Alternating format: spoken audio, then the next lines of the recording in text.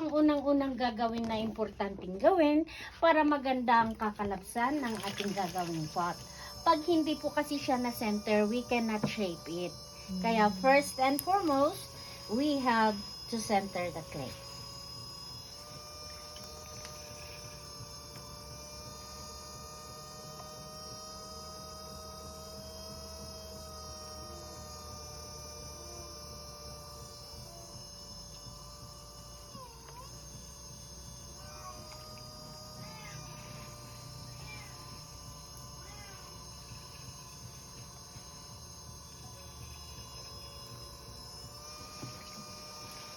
Pagka na-sentro naman po siya, ang unang-unang shape na gagawin natin ay cylinder.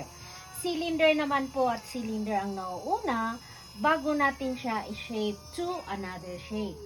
So, para gawin ng cylinder,